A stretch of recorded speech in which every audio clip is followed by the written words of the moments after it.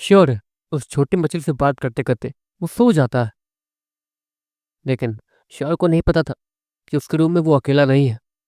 उस रूम में अचानक से एक लड़की अपीयर होती है और वो उस छोटी फिश को देखने लगती है, जो कि उस लड़की को देख के डरने लगती है और श्योर की तरफ भागने लगती है।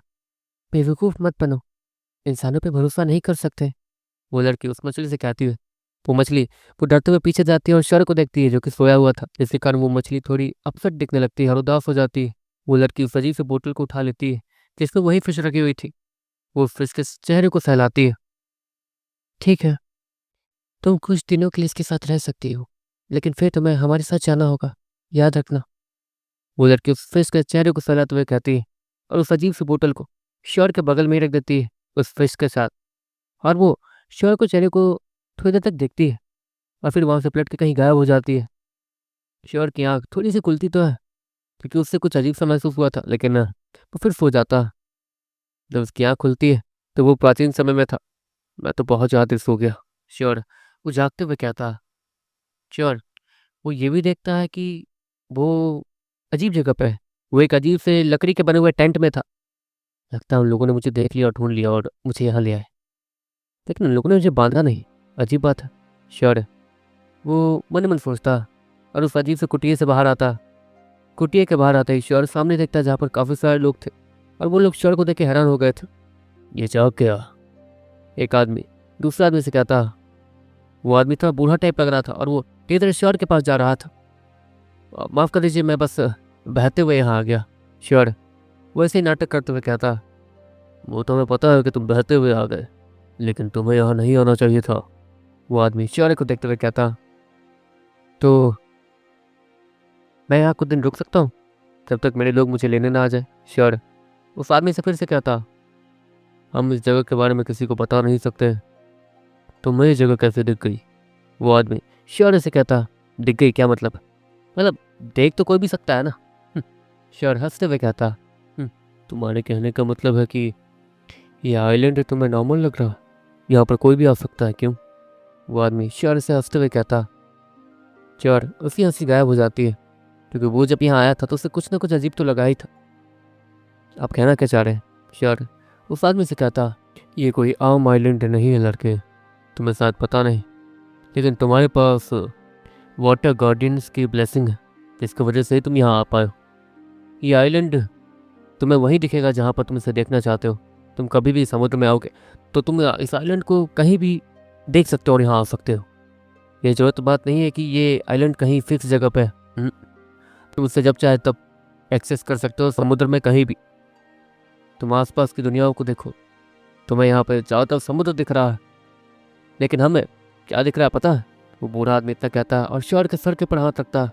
देखते देखते श्योर के सामने का नज़ारा बदल जाता है और वो पानी के अंदर कहीं आ जाता है। श्योर उसके चारों तरफ पानी पानी हो जाता है, उसके कपड़े भी भीग जाते हैं, बहुत कुछ हो जाता है।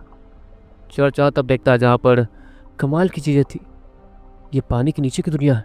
श्योर हैरानी से कहता। और जब वो आदमी श्योर के सर के ऊपर से अपना हाथ हटाता है तो सब कुछ नॉर्मल हो जाता है, लेकिन श्योर के कपड़े वो गीले थे। मतलब मैं इस आइलैंड को ऊपर कहीं देखना चाहता हूँ तो मैं ऐसे ऊपर देख पा रहा हूँ, और एक्चुअली मैं वही हूँ। लेकिन आप लोग इसे पानी के नीचे देख रहे हैं तो पानी के नीचे है। ये तो कमाल का। क्या हम लोग इसे टेलीपोर्ट भी कर सकते हैं इस आइलैंड के जरिए? श्योर वो हैरानी से कहता। पहले तो ये बात बताओ कि तुम यहाँ कैसे आए? वो आदमी श्योर से कहता। क्योंकि बहने वाली बात तो अब झूठ साबित हो रही थी। एक्चुअली मैं मेरे पास शायद ये है इसलिए। श्योर है उस बूढ़े आदमी को एक पत्थर दिखाते हुए कहता जो कि नीले रंग का था। ये क्या, ये तुम्हारे पास कैसे है? वो आदमी हैरानी से कहता। ये तो मुझे एक गार्डियन ने दिया था। श्योर वो स्माइल के साथ कहता। ये पत्थर आम गार्डियंस के पास नहीं होता। ये पत्थर तुम्हारे पास है, मतलब तुमने शायद किसी बड़े गार्डियन की मदद की है, इसलिए उसने ही तुम्हें ये दिया। लेकिन फिर भी ये भी काफ़ी नहीं है इस आइलैंड पर आने के लिए। इस आइलैंड पर आने के लिए तुम्हें महासागर के महाराज के किसी भी वंशज की परमिशन चाहिए होती है, मतलब ब्लेसिंग।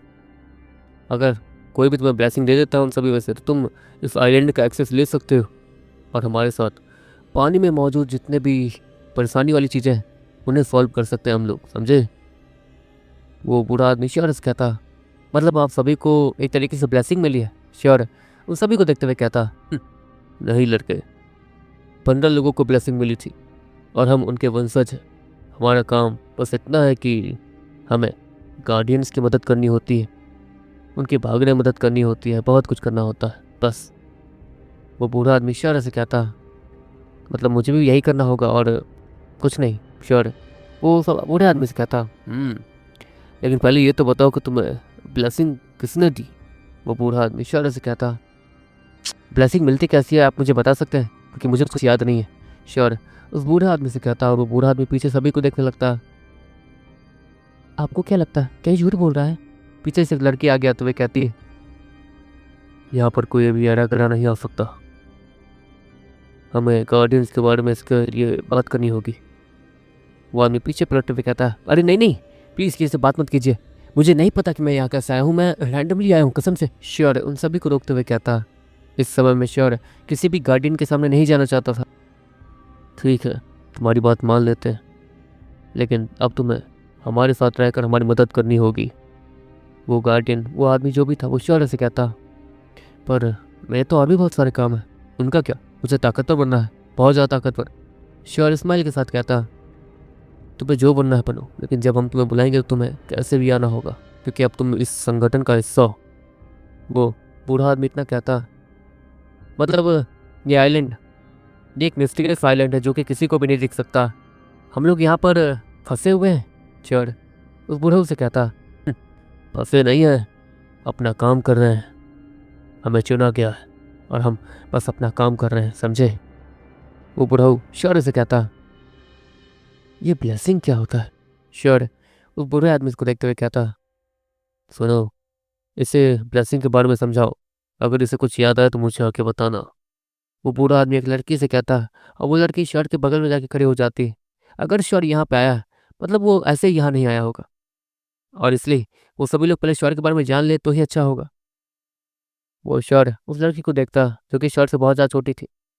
तुम यहाँ कब से हो?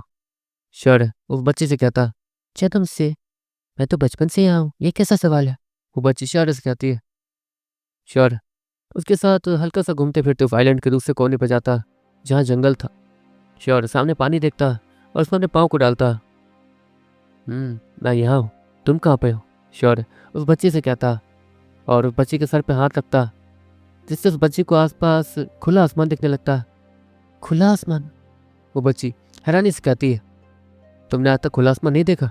श्योर उस बच्ची से कहता, नहीं, मैंने आज तक खुला आसमान नहीं देखा, सुना था बस। आसमान में चांद होता है, दिन में सूरज जो कि बहुत ज़्यादा चमकता है।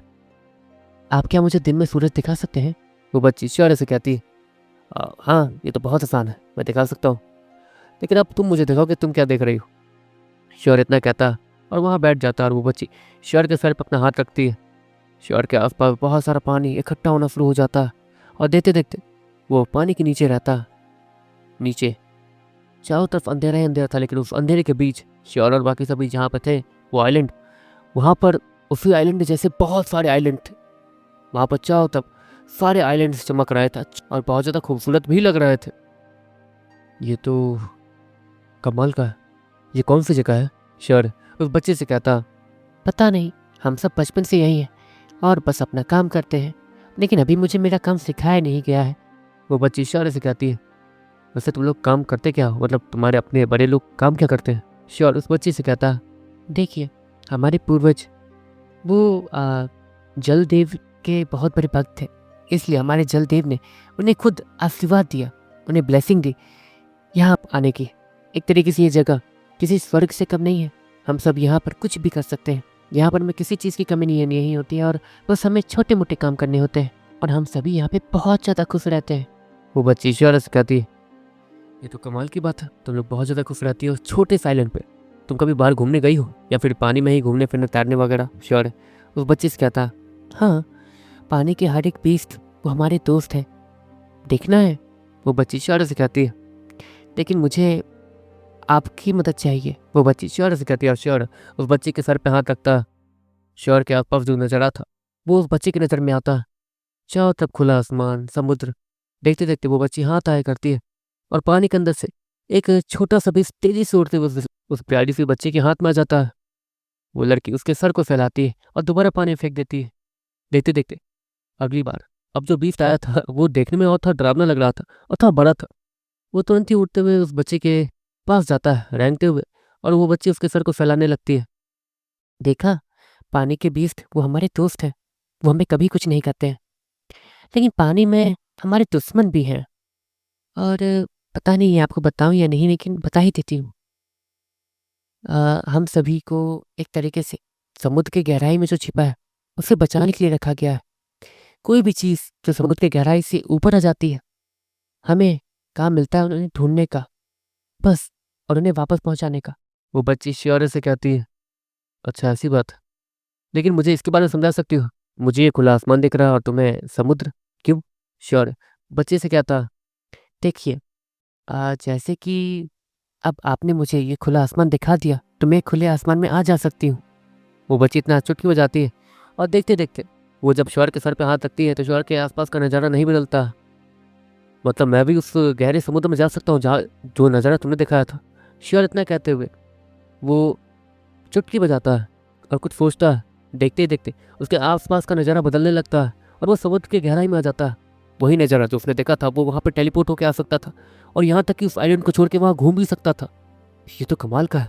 श्योर हैरानी से कहता है और वहाँ से बाहर निकलने लगता है। अरे नहीं, वो बच्ची श्योर को रोकते हुए कहती है, पर क्या हुआ?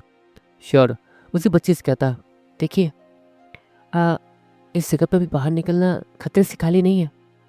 समुद्र के आप जितना ज़्यादा अंदर जाएंगे, फोर्स उतना ज़्यादा बढ़ते जाएगा, ताकत उतनी ज़्यादा बढ़ते जाएगी।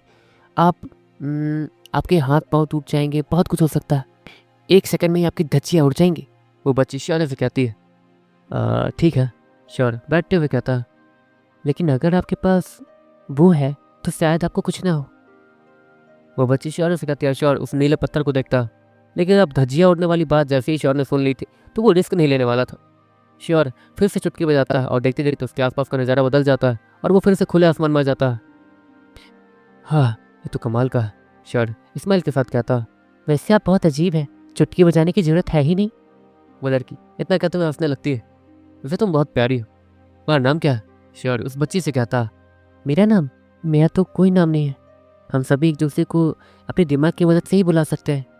वो बच्ची अपनी आंखों को बंद करती है और पीछे से एक और छोटी बच्ची आती है जो कि शायद उसकी दोस्त थी और उसके बगल में बैठ रही थी। सामने से एक छोटा बीस्ट भी तैरते हुए आता है जो कि उस बच्ची के हाथ में जाता है। हमने ऊपर के मौजूद बीस्टों को आज तक देखा नहीं, बहुत प्यारे होते हैं ये। वो बच्ची श्योर से कहती है, तो ठीक है, तो मैं और भी जगह घुमाऊंगा, चलेगा? श्योर उस बच्चे से कहता है, हाँ।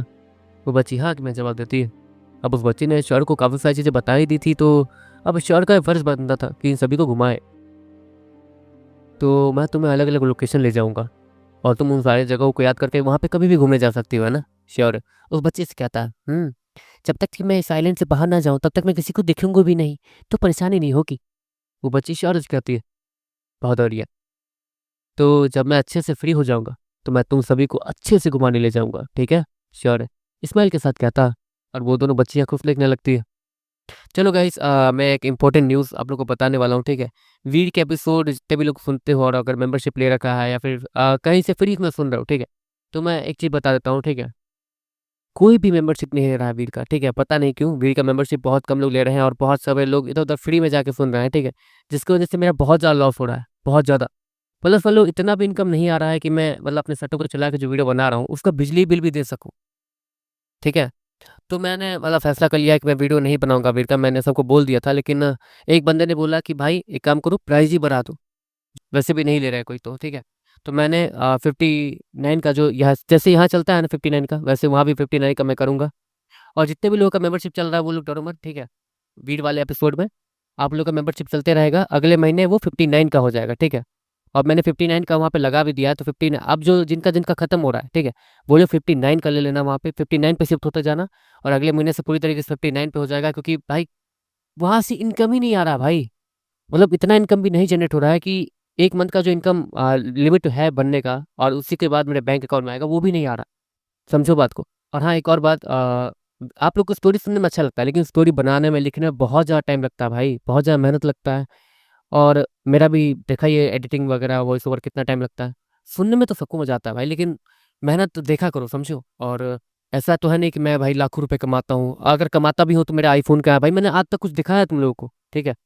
मतलब होता है ना कि भाई कमा लिया तो ये दिखा रहे वो दिखा रहे, आज तक कुछ दिखाया हो जिससे कोई मुझसे चिढ़ रहा हो या फिर कुछ ऐसा।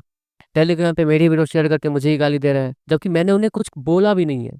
ऐसा लग रहा है जैसे उनकी बहन को लेके भाग गया मैं, 10-10 बच्चे पैदा कर दिए, मुझे समझ ही नहीं आ रहा है कुछ। और तो और इस ग्रुप में मेरी वीडियो शेयर करके नीचे गंदी गंदी वीडियो शेयर करते हैं, वायरल लिंक वगैरह शेयर करते हैं, ठीक है, घटिया लोग एक तरीके से। और मैं बोलने के लिए तो ये भी बोल सकता था कि अपनी बहन का लिंक दे दो, लेकिन नहीं बोला, ठीक है। उन घटिया लोगों को नाम था उसका, क्या नाम था, राजपूत हिमांशु। भाई सोच रहे हो कैसे नाम यूज़ कर रहे हैं। तो ऐसे घटिया लोगों की वजह से जो है मेरा बहुत ज़्यादा लॉस हो रहा है, ठीक है। तो मैं अभी तो कुछ नहीं कर सकता हूँ, ठीक है। अभी मैं प्राइस बढ़ा रहा हूँ, 59 कर रहा हूँ वीर का, ठीक है। 1 महीने तक 30 तक चलेगा, ठीक है। लेकिन जितने भी लोग का मेंबरशिप खत्म हो रहा है, खत्म होने वाला है, खत्म हो रहा है, इसका लेने वाले हो तो 59 का लेना वीर वाले का, ठीक है। 59 का आ गया होगा, फिर आने वाला होगा। जैसे ही 59 का आएगा आप लोग वहाँ से 59 का लेना स्टार्ट कर देना, ठीक है। 29 का अब नहीं चल पाएगा क्योंकि अर्निंग है ही नहीं भाई, अर्निंग है ही नहीं वहाँ पे। यूट्यूब का ऐड कैसा चल रहा है आपको पता ही होगा, क्योंकि मनोज देव वगैरह हो गए, बड़े-बड़े यूट्यूबर हो गए, उन लोग भी खुद बोलते हैं भाई कि नहीं है भाई, ऐड में पैसा ही नहीं। यहाँ पे मैं पैसा कमा ही नहीं रहा हूँ, ना ही फैमिली सपोर्ट करेगी, ना ही कुछ करेगी, बहुत परेशानी हो रही है यार मुझे, समझो बात को। इससे नेक्स्ट मंथ से जो है मैं 59 कर रहा हूँ, ठीक है, प्राइस वगैरह। नेक्स्ट मंथ से नहीं, अभी से ही कर रहा हूँ, जितने भी लोग चेंज कर रहे हो, ठीक है, जिनके भी मेंबरशिप खत्म हो रही है वीर वाले चैनल की, तो 59 पे सीधे शिफ्ट करना, ठीक है। 59 का ऑप्शन मैंने डाल दिया है, आज तक अप्रूव हो जाएगा जहाँ तक है, ठीक है। जिनका भी मेंबरशिप खत्म हो वो सीधे 59 पे शिफ्ट कर देना अभी से ही, ठीक है। और मैं नेक्स्ट मंथ 1 तारीख को 29 का हटा दूंगा, नेक्स्ट मंथ, ठीक है। ये वाला मंथ नहीं, अगले भी मंथ, ठीक है, अगले मंथ। क्योंकि बहुत सारे लोगों का अभी मेंबरशिप चल रहा है, आज भी बहुत सारे लोगों ने लिया है 29 का, तो उन लोग का 29 का बेकार हो जाएगा, इसलिए मैं नहीं चाहता हूँ, ठीक है। तो अब से 59 का आप लोग को लेना है, तो यही बोल दिया मैंने। और मजबूरी समझो यार, बहुत मुश्किल होता है बनाना, ये नहीं है कि मतलब बैठा बन गया, नहीं है भाई, वैसा सपोर्ट करूँगा तो ही वीडियो बना पाऊँगा मैं, वही परेशानी है।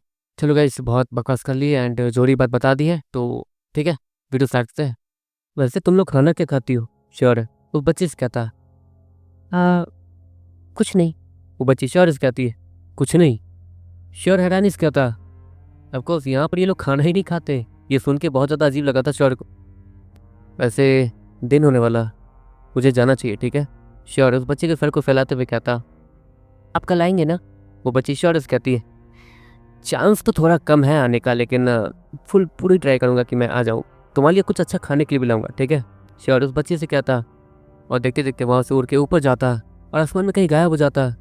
सूरज की रोशनी जैसे ही वहाँ आती है, श्योर टेलीपोर्ट हो जाता और अपने समय में आ जाता। बैकग्राउंड उसके सामने पूरी तरीके से तैयार खड़ा था। क्यों तैयार हो? श्योर है। वो बैकग्राउंड से कहता बैकग्राउंड श्योर के तब उसका बैग फेंक के मारता, अपनी पैकिंग खुद करो। बैकग्राउंड इतना कह के वहाँ से निकल जाता। अरे यार ये तो श्योर है। वो सर पकड़ते हुए कहता और छोटी मछली जब अच्छे हो कि 1 मिनट, तुम खुश लग रही हो या फिर दुखी? श्योर उस छोटी मछली को देखते हुए कहता, जो कि श्योर को देख के खुश हुई थी लेकिन फिर दुखी हो गई थी।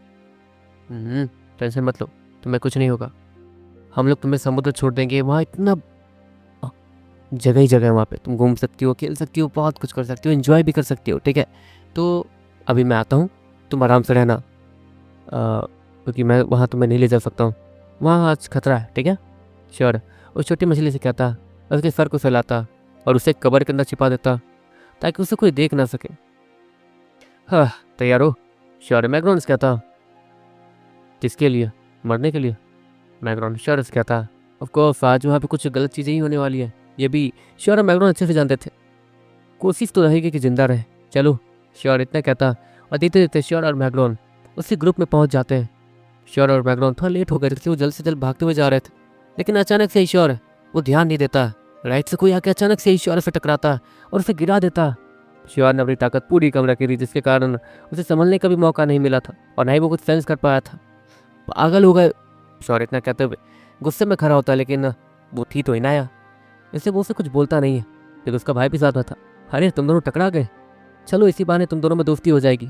आरुष वो श्योर से कहता ये अब क्या करे?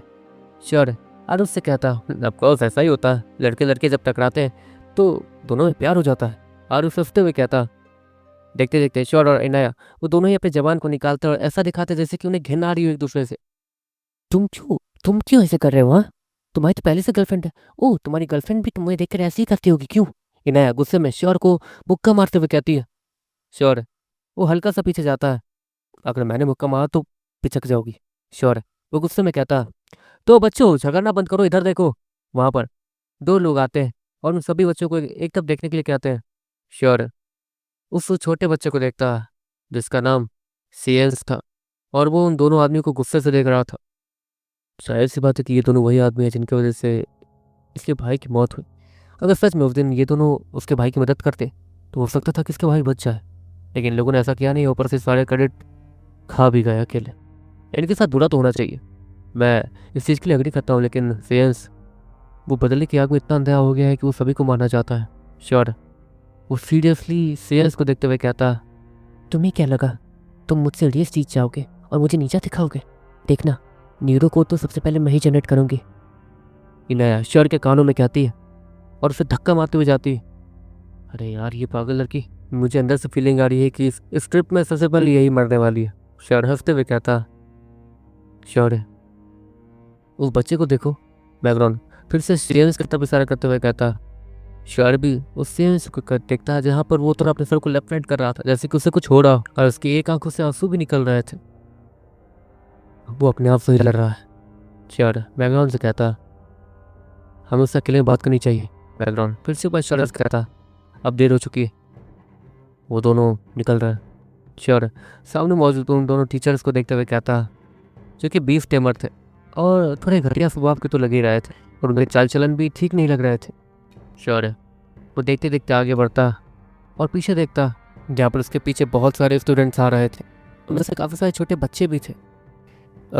आरुष भैया एक बात बताइए, यहाँ पे काफ़ी सारे बच्चों को रिक्रूट किया गया है ना? श्योर आरुष से कहता, हाँ एन मौके पे कुछ बच्चों को भी परमिशन दी गई है ताकि वो साथ चले। इन बच्चों को गिन के यहाँ पर करीब 40 लोग हो चुके हैं। हे भगवान, हमें और भी लोगों की जरूरत पड़ेगी, लेकिन क्या करें, अभी कोई फ्री नहीं है। लेकिन अच्छी बात यह है कि जंगल के ज़्यादा अंदर नहीं जा रहे हैं तो परेशानी नहीं होगी। आरुष श्योर के कंधे को थपथपाते हुए कहता ताकि श्योर वो डरे ना।